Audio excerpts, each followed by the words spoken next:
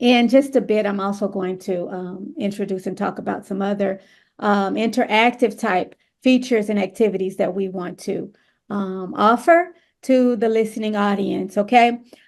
All right. So let's go ahead and get rocking and rolling. We're talking about a TED Talk. JR. Okay. His name is simple, he doesn't make it complicated. The speaker's name is JR. You may have heard of him before. Um, he is a photographer, and the TED Talk, the name of the TED Talk is Why Art is a Tool for Hope. Why Art is a Tool for Hope. Okay, I'm going to show or flash a very quick image of him so you can see what he looks like. He's a photographer, pretty well-known photographer, but he does something very unique and pretty incredible with his work, his pictures or images that he takes. Okay, Fatima, we want to break into and talk a little bit about this TED Talk, Why Art is a Tool for Hope. So, Fatima, I'm not expecting you to know all of the answers. All I want to do is engage in a dialogue with you. Okay. And this is very much what would happen with anyone that joins us that is studying English as a second language. So tell me, you can be right, you can be wrong, you can be halfway in between. Doesn't matter. But you watch the lecture, you watch the TED Talk. What did you understand about JR? What does he do? What do you think he's all about? Um, it takes the photo of some people, I think so, around the world, and he was talking about that. That's the first minute I saw in the TED. I understand. I Okay. think so. He takes picture of many people. Okay. Yeah. Yes. Okay. So he's a really famous photographer. Mm. So of course he's taken lots of shots and snaps of people, but he's a little bit different type of photographer. Okay. He's like bit of a social activist. So he takes oftentimes pictures of things that are a bit not provocative, but where there may be conflict or there may be some disagreement, there may be some hot politics, hot political beds, and he will Yeah. take pictures of images very often that we like two things that we would not put together. Okay. Okay, so I am going to pop open the transcript so we're going to read through a little bit of the transcript of the lecture, and I am going to get Why Art is a Tool for Hope. This is the transcript. You will find it linked below this video. And inside of the transcript, you also find a link for the TED Talk itself. Here is at the top. Simply click the link that will take you over to the TED Talk, let me get rid of this, which we just opened. Okay. When you get here, okay. So expand the video so that you can see it full screen. Make sure you turn on the volume and also click this bubble so you can choose your subtitle language. We're going to choose English. I encourage you to choose English if possible. And then don't forget this little bubble to click on this bubble or button. Otherwise, you won't see subtitles. Okay, so you click your language, you click here to turn them on, and you play. Um, so there is a link to the TED Talk video in the transcript as well. Okay, so here we have the transcript of what JR kind of talked about. We're going to dig down a little bit. He says, I'm an artist. I mean, until I find a real job, but now it looks like it's getting pretty serious. Okay, so he's making a joke. Um, and I also love walls And I know that walls are supposed to divide us, but I think I found a way to use walls to bring us together. And I've tried this in different places. This was in Israel, Palestine, 15 years ago, where my friend Marco, I took photos of Israeli and Palestinians doing the same job and then pasted them on Israeli city and Palestinian city walls. And people couldn't even recognize who is who. This was in the favelas of Brazil, faces of women on the hills of the community. Okay, so let's take a look at some of this imagery that he's referring to. Okay, so he talks about taking pictures of Israelis and Palestinians. So he takes the picture, but he uses the image. He massively blows up the size of the image, and he uses it like wallpaper to paste on public spaces and public areas that are well trafficked so that people consume his artwork. And here he has both Palestinians and Israelis doing some of the same things or making silly faces or just looking human and pleasant and normal, like we all do in the course of a day. And he's used that as wallpaper on this huge, large wall in some public space. And the irony of it, he's making like a social space for us to think about our attitudes. And it's very interesting, especially right now, that the Israeli-Palestinian conflict is raging. When he took these pictures, it was not in a time of hot conflict, but now we see what's going on. Okay, so this is just an example. He also talked about this picture, these pictures, favelas in Brazil. Um, so Fatima, do you know anything about favelas or do you know anything about, have you ever seen these kinds of mountains with the houses built along the side of the mountain in South America, Yeah. Central America? Yeah. So I sometimes saw a video, and I think so a movie about favelas in Brazil. And in Mali too, we have some kind of favela that's name in Bamako is Bankoni. Anconi. So I Bankoni, yeah, it is in Bamaras. This name is Bankoni. We have a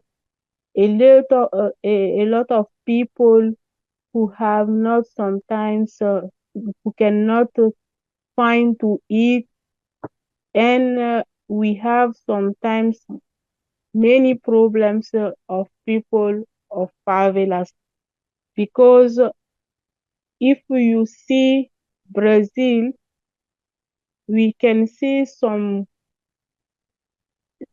Brazil can be, if you don't know about favela, if you see Brazil, you can you can thinking it is some paradisiacal country. You can You think it can is, you can can you say that again? You can think it is what kind of country? you can think it is a paradisiacal country, Paradise, like a paradise. Yeah, like like a somewhere vacation you spot. can, yeah. But if you see the favelas, now you can understand the, we have two peoples in Brazil who have not the same life, because another country, another town in Brazil, they have all everything so beautiful for these people. Mm. That's that's that's it is not the same thing with people who lives on favelas, because sometimes they have not water, they have not to have something to eat.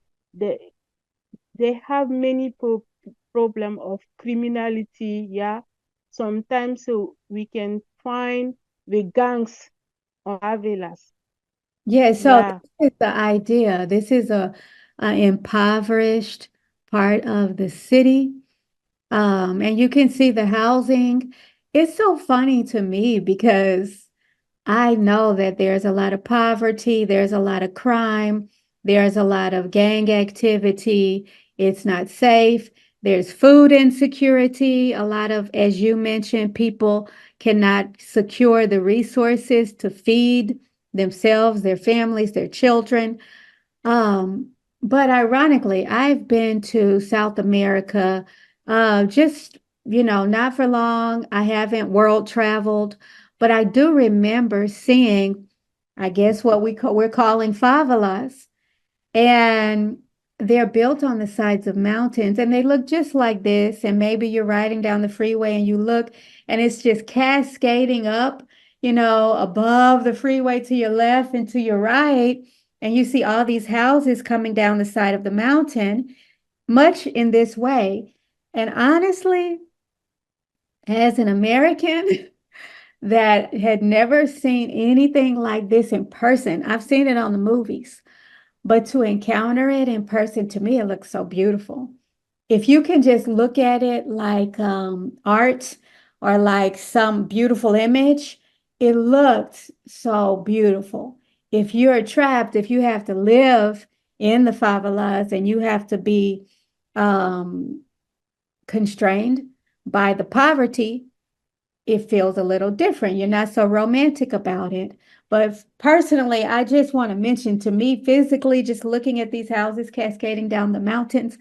I'm in Houston. We don't have mountains. We have ant hills. I mean, you may see a hill, even a hill, you'll be hard pressed to find. Everything's flat. We're at sea level. So it was just something that struck me. Like it felt like, and it kind of captured me. Okay, but for JR, like Fatima said, this is a poor part of the city. And he's making, and it's funny because poor people often don't have a voice. And he's doing something that's shining a light, bringing attention, bringing a voice to some of these poor communities. And he has taken, now, I don't know the message. I guess each of us could look at it and come to a conclusion. But all these images of these people, and it's just facial images, but it's kind of like this close up of either their eyes or right here in the front part, kind of T-zone area of the face. And he has plastered it across the walls of their homes. So all the passerbyers, it's like these poor people are looking at you. They're looking out at you because oftentimes poor people can be considered invisible.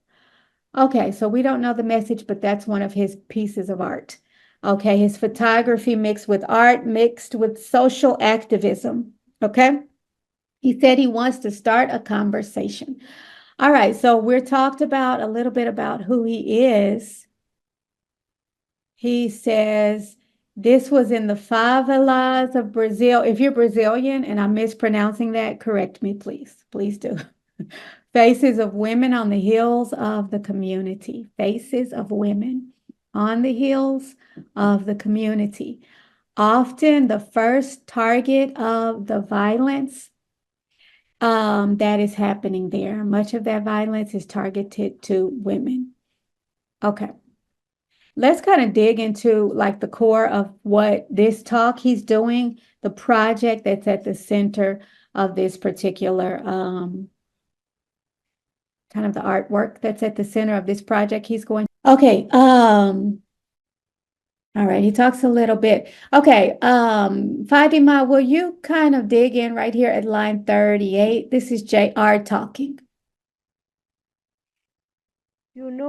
Each time I do a project, I wonder, I can have change the world. Okay, one more And time. Can. I can Is help there I? Do you see change I? the Hmm, no can can have change the world, and I never really know how a project starts. Couples years ago, I was making breakfast, and a friend of mine called me. Friend Soul, he says, GR, you love walls. Why don't you do a project in prison? I I was was like, Okay, I'm gonna read this part, Fatima. I was like, okay, I was just, dude, I would do it, but it's too much paperwork, administrative, bureaucracy. Plus, I've been arrested 15 times. They don't want me in there. They don't want me in jail. Okay. And he was like, I know, bro, but you love Wall so much. What you would do in there. If you could do it, what could you do? I was like, oh, you know what? I had an idea. If I wanted to finish my poached eggs and my, French toast before it gets too cold, I had to get rid of him. So I told him, you know what? I'll pace the entire prison. Okay, so he's eating breakfast. His friend calls him, suggesting he work on a project in a prison. And JR is like, okay, I need to finish my breakfast. I want to get rid of this cat. So he tells him what he wants to hear. Sure, I'll do it. So he can hang up. Okay, Fatima, pick up at line 56. I was like, wow, that's amazing. He hung up the phone. I found I don't never heard from him for 2 days, Okay, decades. let's look at this. Yeah, Now, I want to make a point. JR, his first language is not English either. He's from France. He's French. Okay, so we'll see some of that. These are his words. It's his transcript. Okay, so he's joining our party as well. Fatima, will you read this part again? I thought I would never hear from him for 2 decades. Decades. What's a decade? A decade, 2 decades. A I decade. don't know. 10 years. 10 years. A decade is 10 Ayo, years. a decade. Yeah, yeah, 10 years. All right, guys. So let's not forget when we open our transcripts, the link for the transcript is just below the video. When we open the transcripts, we have these words in blue, highlighted in blue, underlined in blue. Click. If you're not sure what that phrase means or that word means, click the word. It'll give you a link. Click the link, and it will take you to the definition of the phrase or the definition of the word. Okay, so if you want to do that and you feel like that will help you, don't forget. We have those blue words and we have links in here to help you with the vocabulary. Okay, he called his friend Scott, who was like, what's up? Saul is like, I spoke to JR. He's down to do a project in prison. Scott's like, that's amazing. Let me call the governor. Who's the governor, Fatima?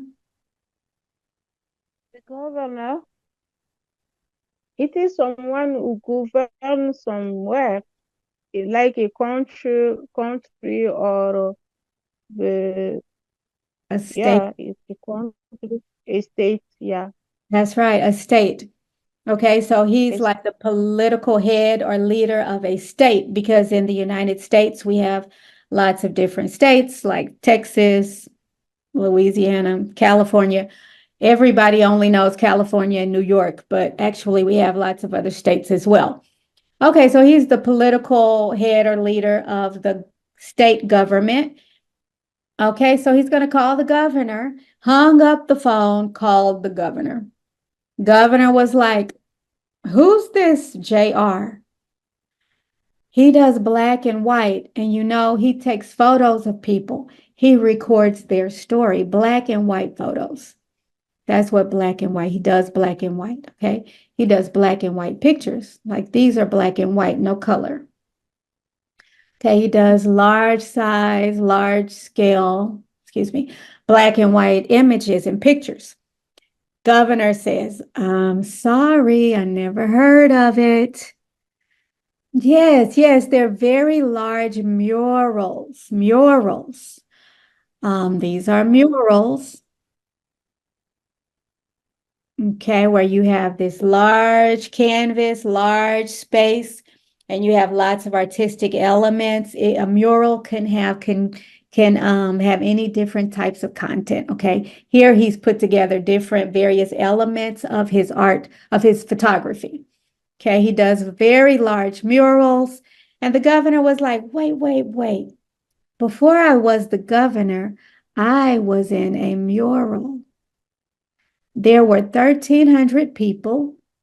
Each one of them recorded their story, and I was one of them. Is that the same artist? The guy said, yes, that's the same artist. Give them full clearance for every prison in the state of California. Laughter and applause from the TED Talk audience. Okay, here's JR talking again. Fatima, will you pick up here? Call me back. Next thing you know, I am on Google Earth, and that's 35 prisons. I'm looking at them, and I'm like, well, first of all, I am a wallpaper man. I cannot fast if I don't have my query surface. So that doesn't work. That doesn't work. That doesn't work.